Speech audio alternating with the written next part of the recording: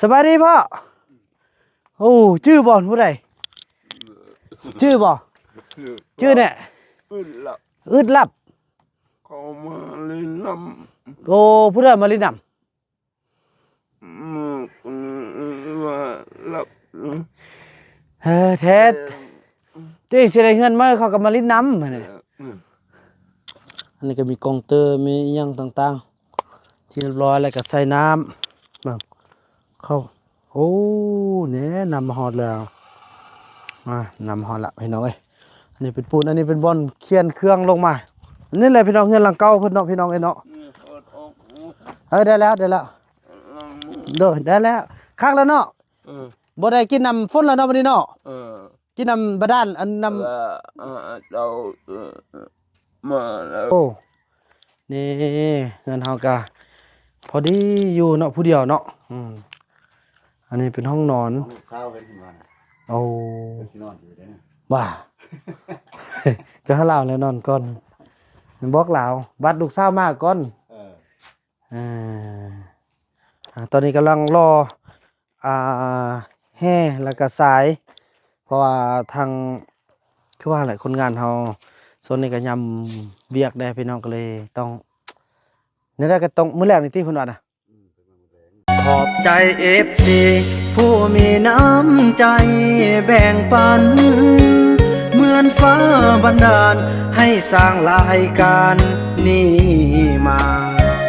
สวยเหลือคนทุกข์คนจนหรือคนด้อยกว่าด้วยแห่งศรัทธาบุญนำพาได้มาร่วมทาง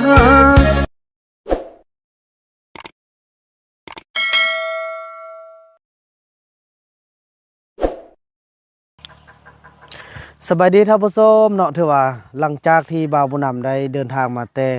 นครหลวงพระบางเนาะในการที่ว่าไปช่วยพ่อเนาะในการที่ว่าไปปิ้นไปปัวพี่น้องก็ถือว่าช่วงให้ใครดีแล้วพี่น้องตอนนี้ภารกิจต่อมาพวกเราก็จะได้มาเบิ่งการก่อสร้างเฮือนให้พ่อตู้คำผาพี่น้องเอ้ยเนาะบ่ฮู้ว่าจะฮอดกันตอนใดแล้วพี่น้องเอ้ยเนาะตอนนี้เนี่ยสร้างเฮาก็ประจำอยู่พุ่นก็เป็นเวลาหลายมือพอสมควรพี่น้องเนาะก็ถือว่าอุปสรรคของพวกเรานี่ก็คือจะสูงพี่น้องเนาะการเคลื่อนย้ายอุปกรณ์ต่างๆก็จะยากได้แต่ก็ดีใจที่ทางบ้านเนาะอำนาจก็จะตั้งบ้านน้ำพรเนาะเพิ่นก็ได้ให้การร่วมมือพี่น้องเอ้ยแบ่งสนุมบานแบ่งแรงงานเนาะมาช่วยในการขนเครื่องขึ้นไปภาพบรรยากาศนี้เป็นภาพบรรยากาศที่พวกเรามาฮอดแล้วพี่น้องเอ้ยไปเดินทางไปกันพี่น้องเนาะว่าจะมีอีหยังเปลี่ยนแปลงเนาะว่ารูปร่างเฮือนเฮาจะเป็นแบบใดพี่น้องหลายคนเพิ่นก็คงจะอยากเบิ่งบ่าวนำก็อยากเห็นคือกันพี่น้องเอ้ยเนาะแล้วก็งบประมาณตอนนี้ก็หมดอยู่ประมาณ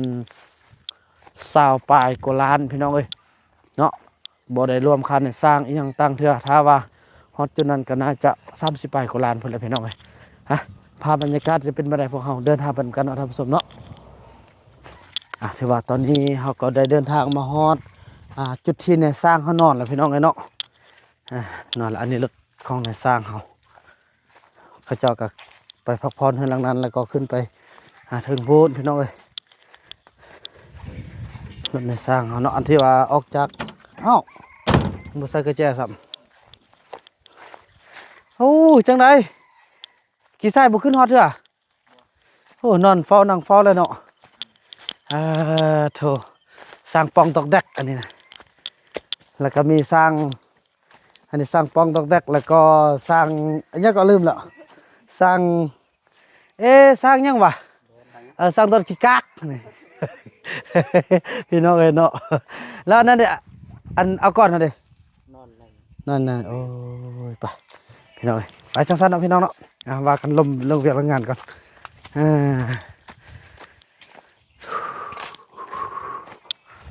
จะได้เอาปิดกล้องเลยถือว่าตอนนี้เขาก็ได้เดินทางขึ้นมาฮอดงานพอตู้คำพาเขาแล้วพี่น้องเอ้ยเนาะนี่พี่น้องเอ้ยโอ้สบายดีพ่อโอ้ชื่อบ่อนผู้ใด ชื่อบ่ ชื่อเนี่ย อึดหลับ อึดลับ เขามาเล่นน้ โอ้ผู้ใดมาลินนำ ว่าหลับ แท้ตัวเองสิได้เงินมาเขาก็มาลินนำหั่นน่ะ ก็มาเล่นน้ำ นี่แหละพี่น้องเฮือนเนาะโอ้เถอะพี่น้องเอ้ย หลับเครื่อง อืม จะ หัวสิได้เงินมาแล้วเนาะ น้อง เออ น้อง น้องน้องสาวเนี่ยอะไรบ้าเจ้ามา ว้าวยัง เฮ็ดกวน เฮ็ดกวน เงินมา โอ้เฮ็ดกวนขึ้นนั่นมานึเออ เงินมาเนาะเฮ็ดกวน อักวันนี่ อักวันเจ้าเลย เอา ดังเลย เพิ่นว่าสิพี่น้องเพิ่นว่าก็อยากให้อัน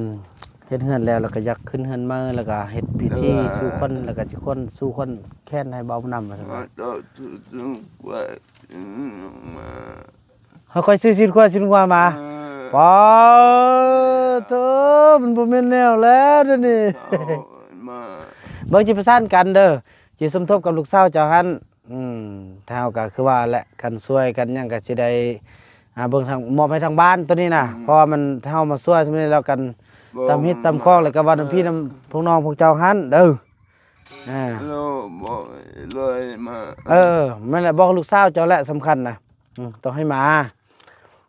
นั่นเด้อลูกไปเลาะเบิ่งเวียกกันเด้อพี่น้องเอ้ยมึงไปห้องนี้น้ำมีแล้วเนาะสร้างสรรค์แล้วเนาะแง่น้ำนี่ก็สร้างสรรค์แล้วเด้อพี่น้องเอ้ย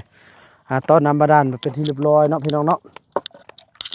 อันนี้ก็มีกองเตอร์มีอิหยังต่างๆที่เรียบร้อยแล้วก็ใส่น้ำเบิ่งเข้าโอ้เนี่ยนำมาฮอดแล้วนำมาฮอดละพี่น้องเอ้ยอันนี้เป็นปูนอันนี้เป็นบอนเคียนเครื่องลงมาอันนี้แหละพี่น้องเงินหลังเก่าเพิ่นเนาะพี่น้องเอ้ยเนาะได้แล้วได้แล้วคักแล้วเนาะบ่ได้กินน้ำฝนแล้วเนาะวันนี้เนาะกินน้ำบาดาลอันน้ำ เรามาแล้วไปว่าเกิดในบ้านมาคนเจ้า โอ้บาปคนหาลูกแต่หาลูกกันซื้องวดสินซื้องวดสินควายมากก่อนเนาะได้มันแค้นเนาะคนทางเลย โอ้ในสร้างสิได้มาเด้คนทางดีใจเด้อดีใจบ่ได้เฮือนน่ะดีใจบ่ดีใจบ่ดีใจได้เฮือนนะขอบใจในความหวังดีเนาะเพิ่นก็อยากให้ผู้ข้อต่อแค้นอยากให้ขึ้นฮ้อขึ้นเฮือนน่ะพี่น้องเอ้ยเพิ่นอยากผู้แค้นในสร้างแล้วก็บาบุญนำพี่น้อยเนาะตัวแทนของ FC ผู้ที่เพิ่นช่วยเหลือพี่น้องเอ้ยเนาะเด้อว่าไปเบิ่งเวียกก่อนนี่พี่น้องโอ้โธ่นี่เงินเฮาก็พอดีอยู่เนาะผู้เดียวเนาะอันนี้เป็นห้องนอน ข้าวเป็นขึ้นมาน่ะ โอ้ เป็นที่นอนอยู่ได้นะ ว่า ก็ให้เราแล้วนอนก่อนบอกเราบัดลูกสาวมาก่อน1 2ผมย้ำอย่าแล้วเนาะอันนี้ก็แบบว่าเฮาอาศัยเฮ็ดผู้ใดคนคุม ลูกสาวแก่จางเข้าคนมากว่ะ โอ้แม่นว่ะสิห้องน้ำนี่ก็นี่เนาะ สาวจางเจ้าคนวันคนกับมื้อนี้เดี๋ยวเพิ่นช่วยเมื่อกี้คนชอบคนพี่น้องเอ้ยเนี่ยเพิ่นก็เสียห้องน้ำอันนี้ก็คือว่าอะไรพี่น้องเนาะดีเด้ที่มีผู้ต่อเติมก็คือลูกสาวเราเนาะเป็นถ้าเฮาก็สิได้มาสู้ให้มันได้อยู่ได้นอนซ้ำนี้พี่น้องเอ้ยแล้วก็ส่วนต่อไปในได้สิดีสิงามก็จะมันมอบให้ทางลูกสาวเพิ่นต่อพี่น้องเอ้ยเนาะในการที่ว่าเบิ่งแย่งนั่นแหละเฮาสิเบิ่งหมดสุอันสุแนวก็คือว่าแหละพี่น้องเอ้ยเนาะอาศัยกำลังเนาะพี่น้องกำลังที่พ่อแม่ FC ช่วยผู้ใจบุญเพิ่นช่วยเด้พี่น้องเอ้ยเนาะเฮาเกินแต่ว่ากันนั่นก็สิได้เกินนั่นแหละเพราะว่าก็จะเป็นการประกอบส่วนของบาบุญนำแนะนำที่ว่าเอาเงินจากรายได้จาก YouTube นี่แหละพี่น้องมาช่วยกันเนาะ แน่นอนมันเกินอยู่แล้ว เนาะเกิน สาวป้ายอย่างนั้น โอ้เขาสิอันนั้นบ่สิ ใส่ สิปอกใส่เนี่ยอันนี้เป็นลูกสาวเพิ่นจัดการเนาะ เออ ดีเด้เห็นมีห้องน้ำได้อหย่างต่าง พอดีก็เฮ็ดเปรรองลงมานี้ก็ห้องน้ำเลย อ่าๆ อยู่เขานี้เงินครัวเป็นทั้ง อืมน้อยๆกระดานหัดพี่น้องเอ้ยแต่ก็คือว่าแหละเฮาก็ช่วยได้ตามความสามารถเนาะเอาเนาะ ให้แม่ลูกน้อย อ่า พอดีอยู่ ไปอยู่แล้วเด้อโอ้ดีใจเบิ่งข้างหลังให้เด้อมื้อก่อนนี่อันนี้เฮาก็กำลังก่อเนาะใกล้สิจอดแล้วตอนนี้กำลังรออ่าแห่แล้วก็สาย เพราะว่าทางคือว่าแหละคนงานเฮา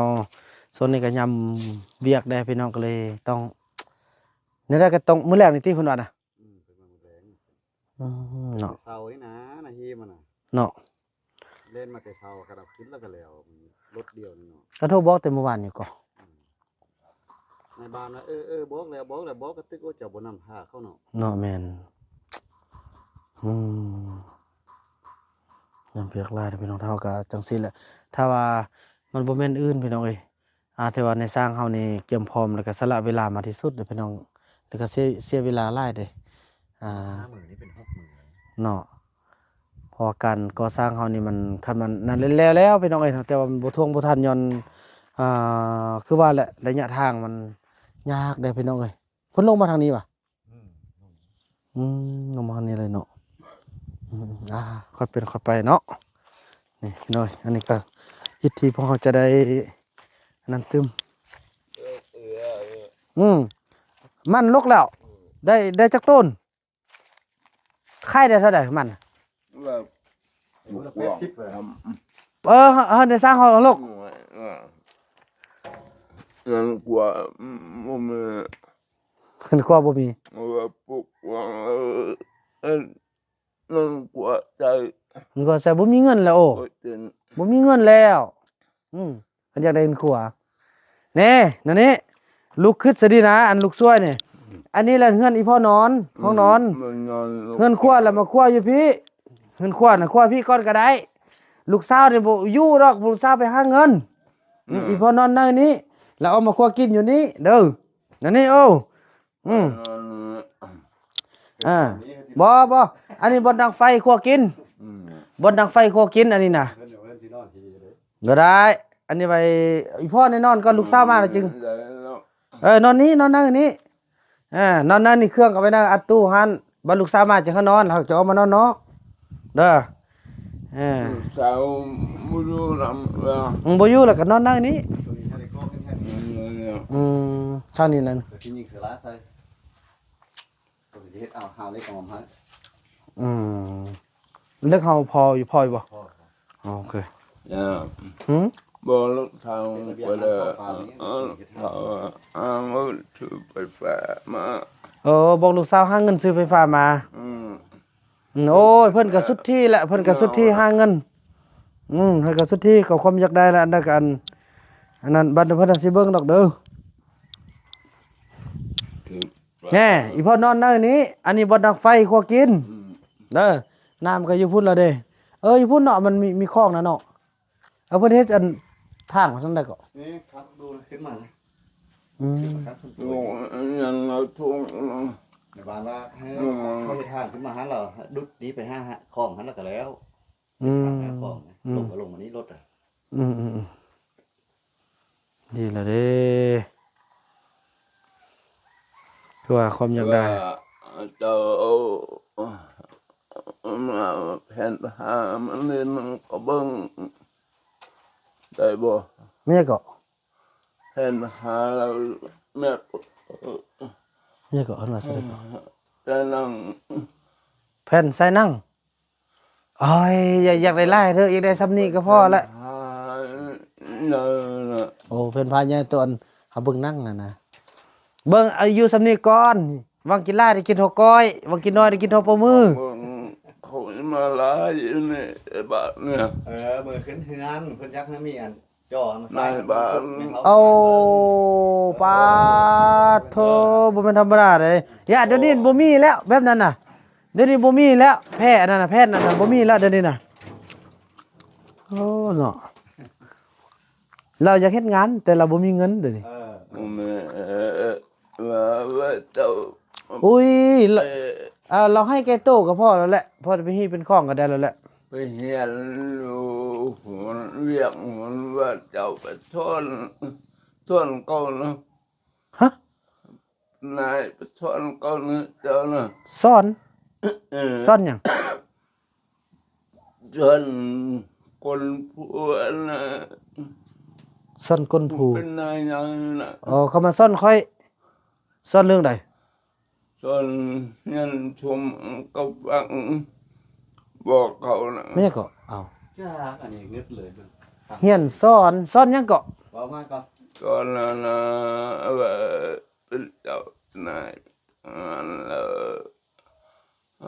อยู่ดี เราเกี่ยวแค่กับเขาตรงนี้ติ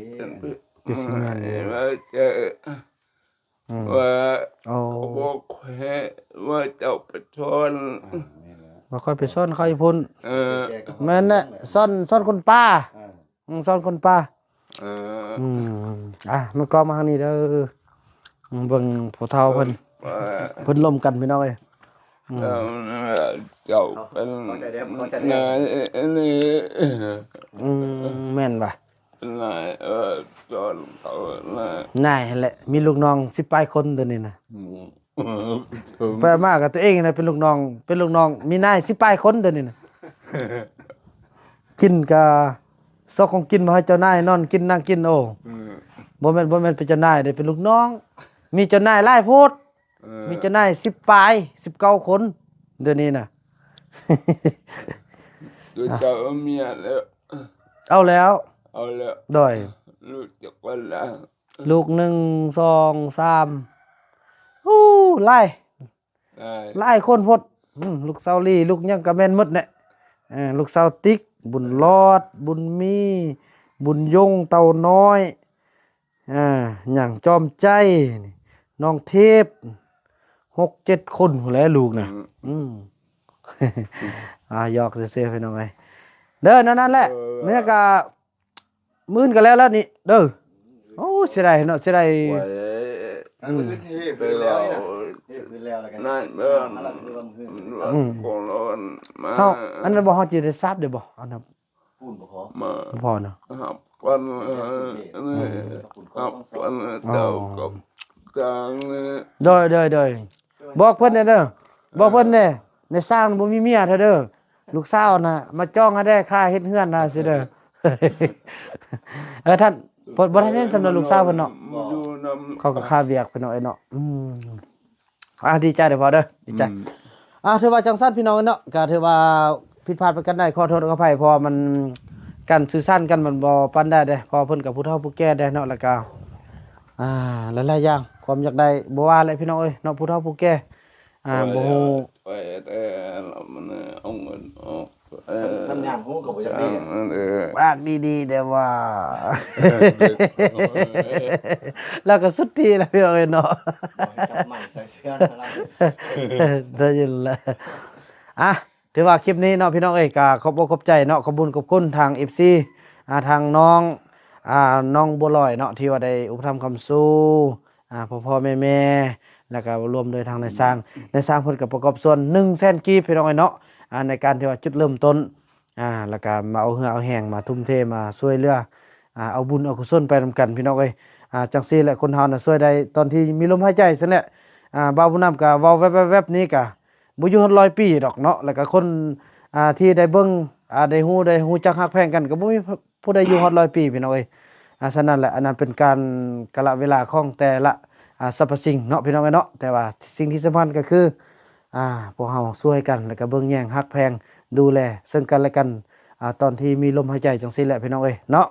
เพราะว่าทุกสิ่งทุกอย่างที่เกิดมาบนโลกนี้เป็นเพียงชั่วคราวแล้วก็สมมุติซื่อๆพี่น้องเอ้ยบ่มีหยังที่จะแน่นอนแล้วก็มั่นคงแล้วก็ถาวรพี่น้องเอ้ยเนาะยืมทางนั้นพี่น้องแม้แต่ลมหายใจแม้แต่ร่างกายของพวกเฮาก็ยังยืมใส่ซื่อๆพี่น้องเนาะมีมื้อนึงก็จะได้พัดพากจากมันคือเก่าแล้วพี่น้องเอ้ยเนาะบ่ต่างหยังกับพ่อตู้นี่แหละส่วนที่เพิ่นมีความสุขนี่เฮาก็เคี่ยวสร้างให้เพิ่นมีความสุขเนาะบั้นปลายในชีวิตให้เพิ่นมีความสุขให้เพิ่นฮู้ว่ามีฮ้อมีเฮือนมีสิ่งที่อยาก